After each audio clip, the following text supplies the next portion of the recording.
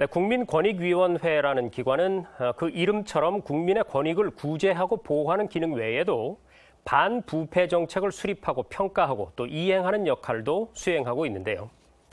그동안에 고위공직자들의 이해 충돌 사례가 빈번했던 가운데 20대 국회에서 몇 차례 처리되지 못했던 이 공직자 이해 충돌 방지법 제정안이 21대 국회에 다시 정부안으로 제출이 됐습니다. 그동안에 정부는 특히 채용 비리의 근절을 위해서 강도 높은 공공기관 채용 실태 전수조사를 하고 그 결과를 발표하는 등의 지속적인 노력을 기울이고 있는데요. 공직자 이해 충돌의 방지, 그리고 민관 협력형 부패 방지 체계의 강화 등 더욱 확실하고 효과적인 반부패 정책의 방향을 위원장에게 직접 들어보겠습니다.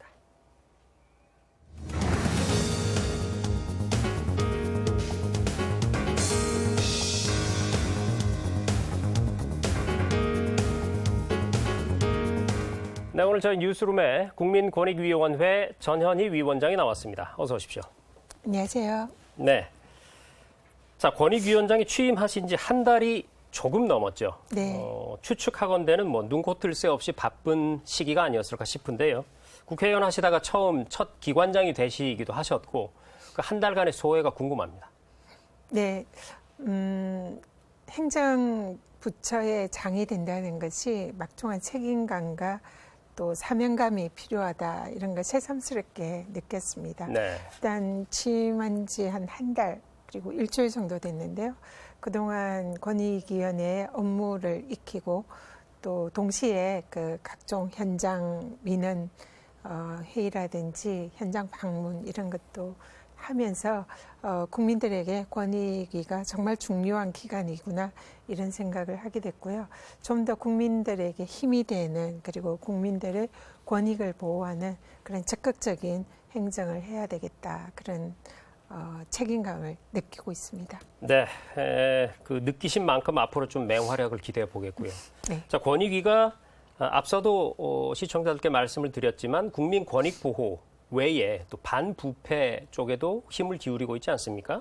그래서 이 부분의 기능을 강화하기 위해서 기관의 이름을 부패 방지 국민권익위원회 이렇게 바꾸시려고 한다는 얘기를 들었습니다. 이름까지 바꿀 정도로 그 부분이 중요하다는 얘기겠죠. 네, 맞습니다. 지금 권익위원회라는 이런 명칭을 쓰고 있는데요.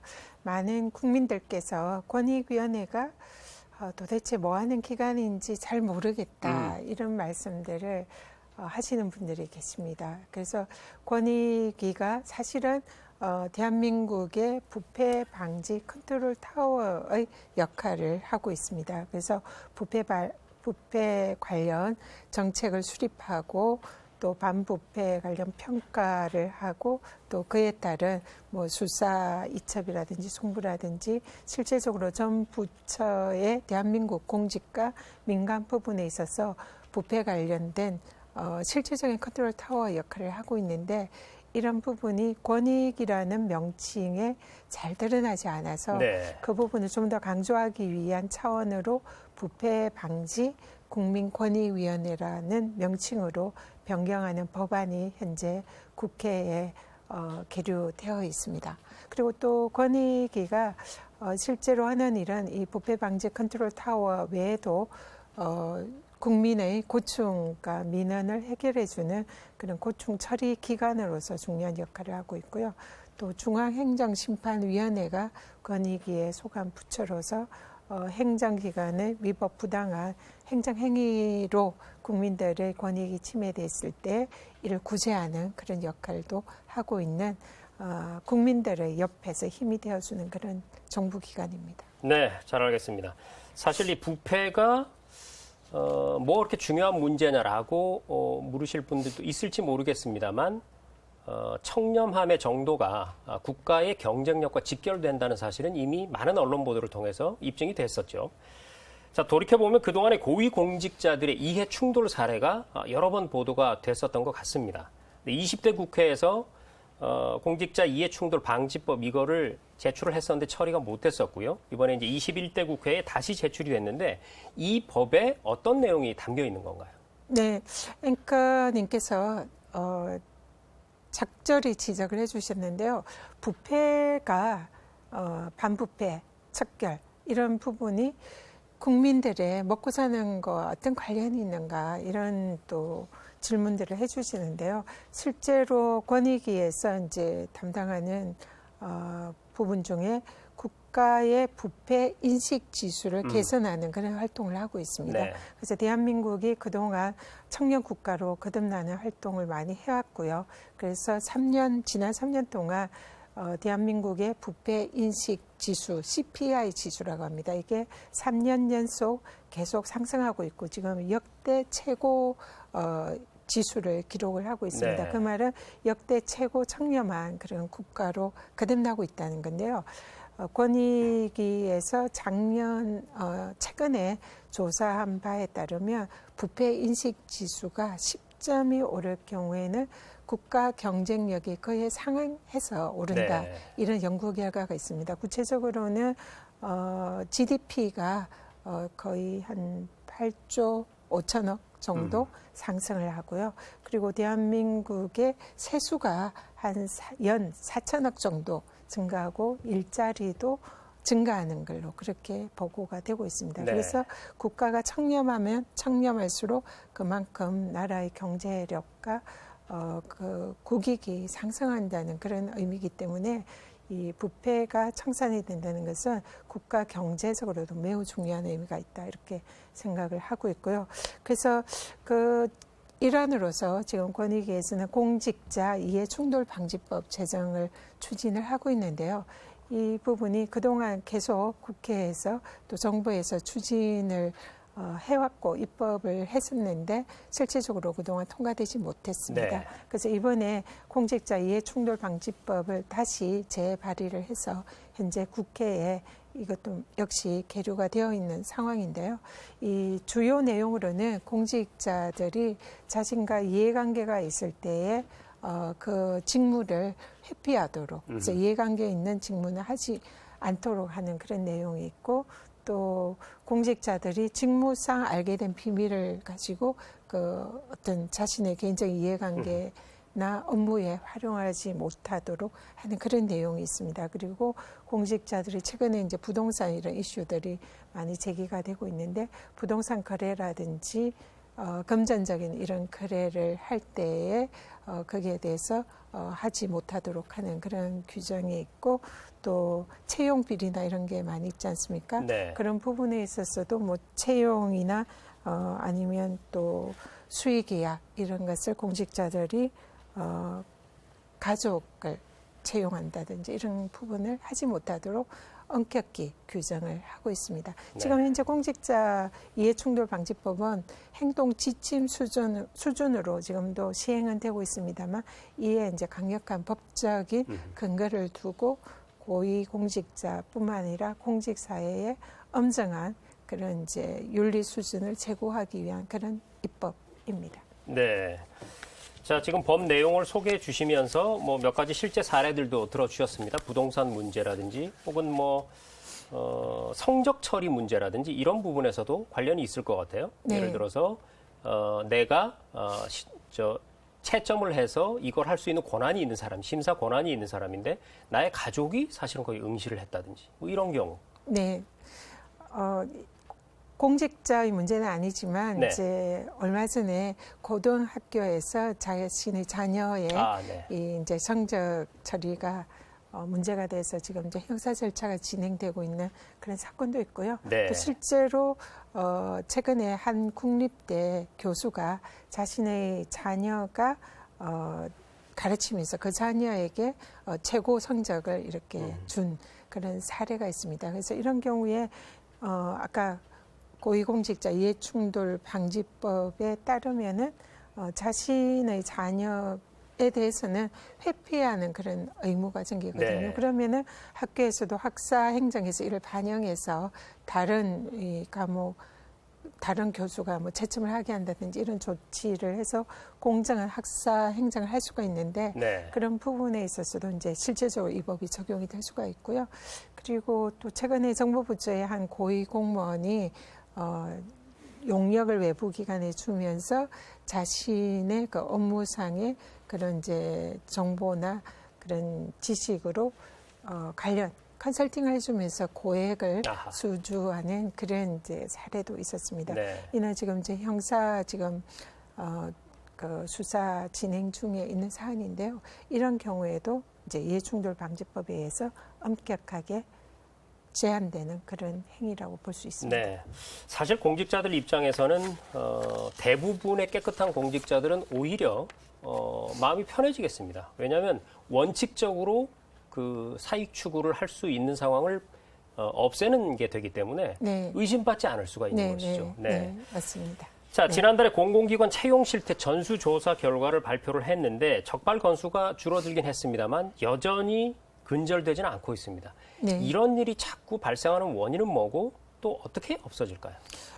해마다 권익위에서 공공기관의 이런 비리나 채용 비리 이런 부분에 관해서 계속 조사를 하고 있습니다. 네. 그래서 올해 조사 결과는 그동안 지난 조사에 비해서는 상당히 채용 비리가 줄어들었다. 전체적인 숫자로 봐서는 그렇게 볼 수 있습니다만 네.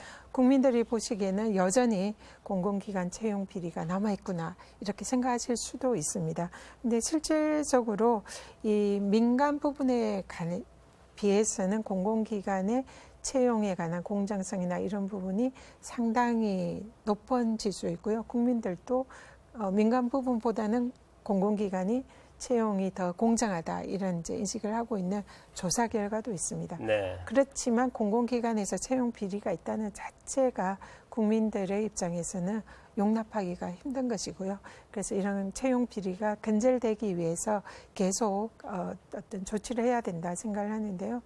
일단은 계속적인 이제 권익위에서도 이 부분에 관해서 관심을 가지고 채용 비리 실태 조사를 하는 것뿐만 아니라 또 채용 비리 관련된 제도 개선이라든지 또 채용 비리가 있을 경우에는 엄벌할 수 있는 이런 절차적인 이런 부분도 갖춰야 된다 생각합니다. 그리고 무엇보다도 공공기관의 장이나 또 소속 임직원들이 이런 채용 비리에 관해서 엄격한 수준의 인식을 가지고 사전에 이렇게 채용 비리가 발생하지 않도록 하는 그런 인식도 필요하다 생각하고요. 또 이걸 좀 뒷받침하는 입법이 이제 아까 공직자 이해 충돌 방지법으로 볼 수 있는데요. 그런 부분이 이제 입법화되면은 좀 더 근본적으로 법적인 영역 하에서 이 채용 비리를 근절할 수 있다 생각합니다. 네, 빨리 좀 국회에서 통과가 됐으면 좋겠고요.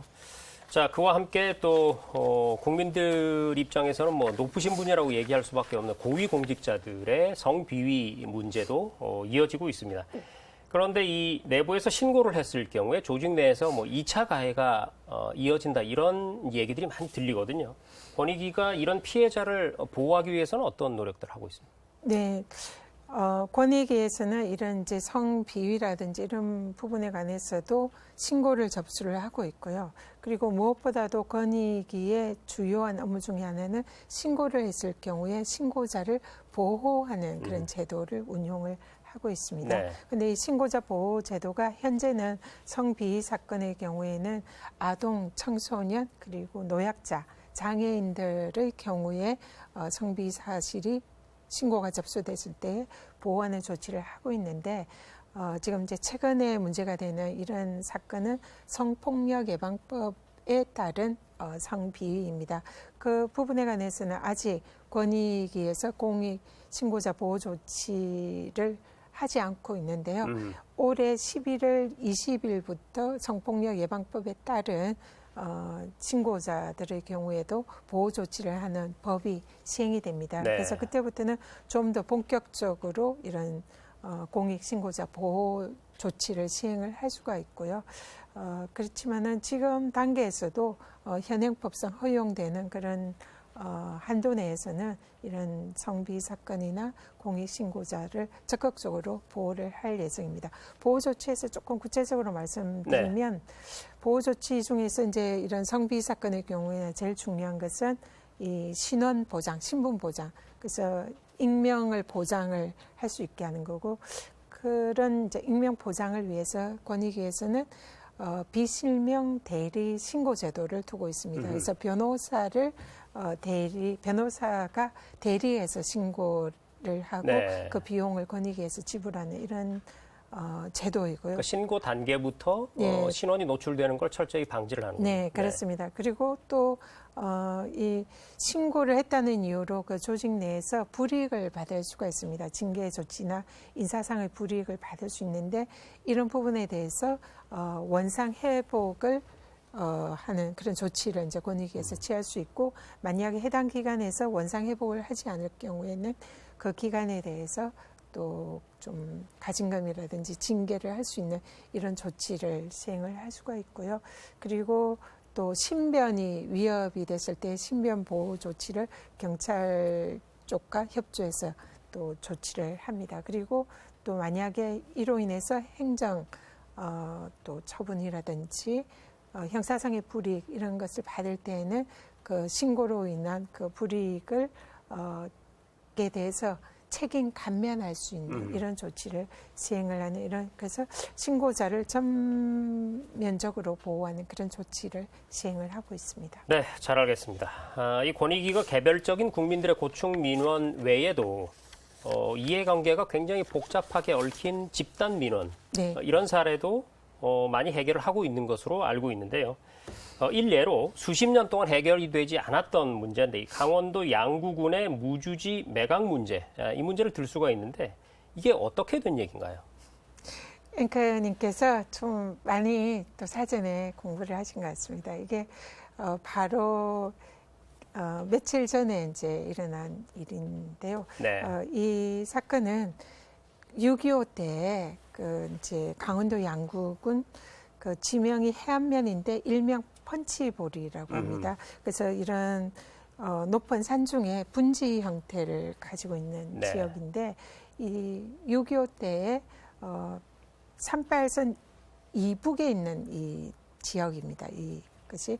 그래서 6.25 전쟁 때 이제 대한민국이 수복을 한 지역인데요. 네. 이 지역에 살고 있던 주민들이 80% 이상이 그 전쟁 당시에 북한으로 이주를 했습니다. 그러다 보니까 이 지역의 땅 주인은 이제 북한으로 이주를 해서 사실상 주인 없는 땅이 되어서, 그렇죠. 여기에 1956년과 72년 두 차례에 걸쳐서 정부에서 정책적으로 주민들을 이주를 시킵니다. 그래서 여기에 주인 없는 땅이니까 10년간 개간을 하면은 땅에 소유권을 주겠다. 이렇게 이제 정부가 구두 약속을 했다고 합니다. 그래서 이를 믿고 주민들이 그동안 계속 땅을 경작을 해왔는데요. 근데 실질적으로 이런 정부의 약속이 이행되지 않고 있는 상황이죠. 네. 그래서 여기에 대해서 이 경작을 한 주민들이 최근에 536명이 2017년 9월에 권익위에 이 땅의 소유권을 찾게 해달라, 네. 이렇게 민원 신청을 했습니다. 근데 이분들이 이제 나라의 그런 약속을 믿고 이 땅에 와서 70년 가까이 개간을 하고, 실제로 이제 제가 이 현장을 방문을 했었는데요. 네. 거기 완전 돌산이었던 그런 지역이 옥토로 지금 바꾸어져 있습니다. 그래서 이분들이 그동안 이렇게 헌신적으로 해왔는데 이 소유권이 없다 보니까 이 또 많은 또 다른 분들이 또 이주하고 그분들에게 경작을 시키게 하고 뭐 이런 여러 가지 이제 법률적인 문제가 발생을 한 거죠. 그래서 이 부분을 근데 해결이 왜 안 되냐면 관련 정부 부처가 9개 기관이 이제 얽혀 있습니다. 그래서 한 부처만 이 부분에 이제 해당 부처라면 해결하기가 상대적으로 쉬운데요. 여러 부처가 이제 관련되어 있다 보니까 구심점이 없다 보니까 네. 해결이 안 됐던 것 같습니다. 그래서 권익위에 이 문제가 제소되면서 3년 동안 권익위에 이제 우리 고충구 관련 직원들이 주민들과 소통하고 관계기관과 또 10개의 기관들이 모여서 TF를 만들어서 주민들의 이제 민원을 해결하려고 노력을 했고요. 수십 차례 뭐 현장 방문, 협의, 회의 이런 게 이루어졌습니다.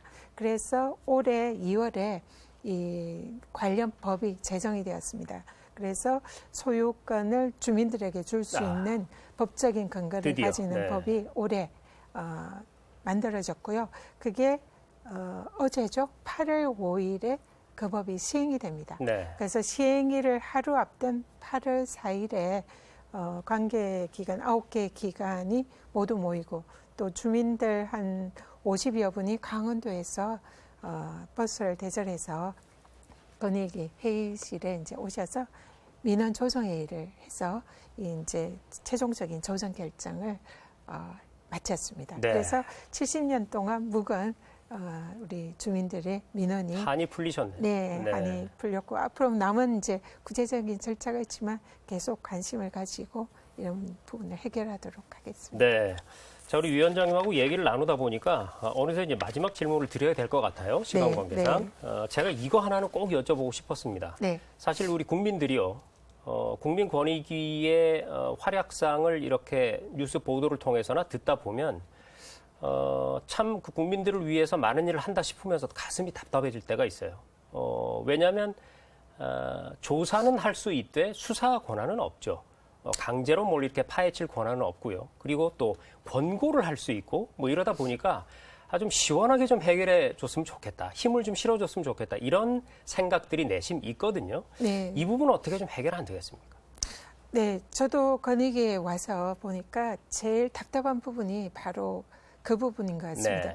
권익위가 부패 방지 컨트롤 타워 역할을 하고 있고 또 이런 성비 사건이나 다양한 공익 사건에 관해서 공익 신고를 접수하고 또 그 부분을 해결하는 그런 기관인데요. 근데 실질적으로 이렇게 피해 신고나 부패 신고를 접수를 했을 때 신고자만 조사를 할 수가 있고 피신고자에 대한 조사 권능 그리고 또 필요할 경우에는 직권으로 조사를 해야 되는데 그래야 아마 실체적인 진실을 파헤칠 수가 있어서 또 이런 공익을 보호할 수 있는 기능을 제대로 발휘할 수 있는데 이런 부분에 대한 조사권이 사실상 주어 있지 않습니다. 그러다 보니까 신고자가 악의를 가지고 또 신고를 해서 허위 신고를 해서 피신고자가 무고로 이렇게 또 명예훼손을 당할 그런 소지도 있고 네. 무엇보다 실질적인 공익 침해에 관한 사실관계를 조사를 할 수가 없어서 신고를 받으면은 신고자의 진술에만 의존을 해서 네. 뭐 수사기관에 의뢰한다든지 이런 중간자적인 역할을 하고 있는 것도 사실입니다. 그래서 제대로 된 부패 방지 컨트롤 타워 그리고 또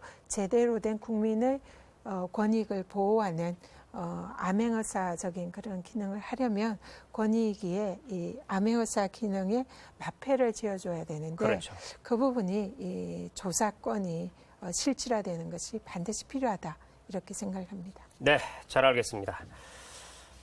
오늘 많은 얘기를 나눠봤는데요. 뭐 기관장들이 출연하시면 제가 이 얘기는 꼭 드리는데 국민들이 아직도 불편하고 억울한 일 많습니다. 찾아보면은요. 네, 네.